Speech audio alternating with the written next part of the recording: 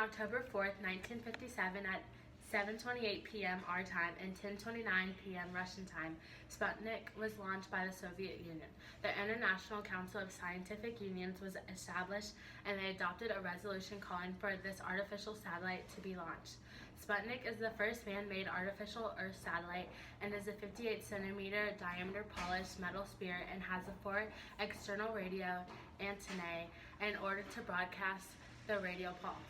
The satellite is about the size of a basketball and weighs approximately 180 pounds. This launch took place at a site called Gagarin Start in Kazakhstan. It traveled 180,000 miles per hour, 500 miles around Earth's surface. Sputnik will be orbiting the Earth several times and can be seen with binoculars before sunrise and after sunset. Sadly, we wanted to accomplish the scientific advancement first, but Russia beat us to it. At the end of the Second World War, and emerging from nearly 4 decades of brutal Japanese occupation, the Korean peninsula found itself torn between 2 foreign ideologies, from the Soviet Union and the United States. This day marked the first day of the Korean War, June 25, 1950. This all started when North Korea, led by our leader Kim Il-sung, invaded North Korea along the 38th parallel. The reason for this was because Kim Il-sung wanted to unite both North and South Korea. After 3 years of fighting, the war finally came to an end.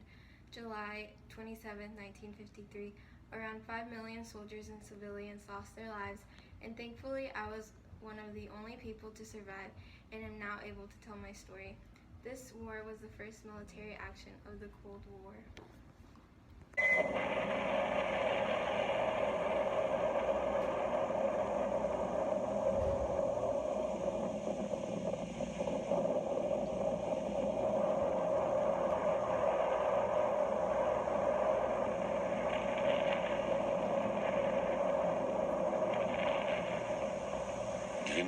Августа 1900.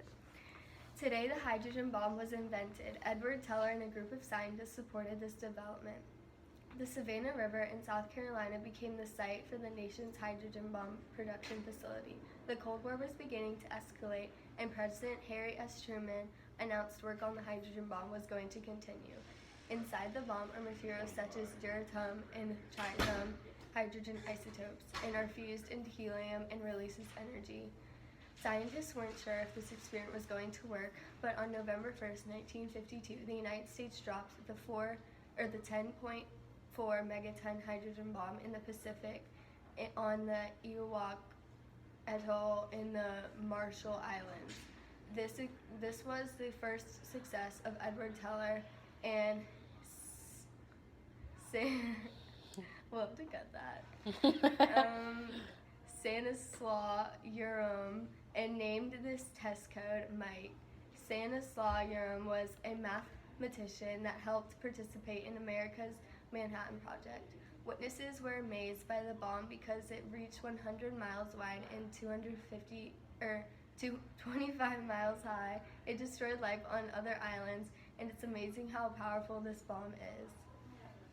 It's done.